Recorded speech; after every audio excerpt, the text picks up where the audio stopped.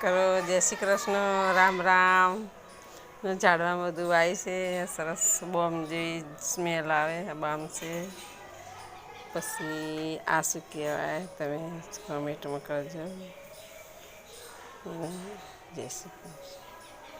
પછી ગિલોડી પૈડું શું થયું સરસ. જય શ્રી કૃષ્ણ. અને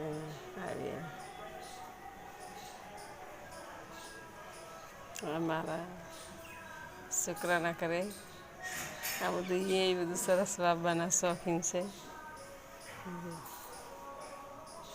જય શ્રી કૃષ્ણ. મીઠો લીમડો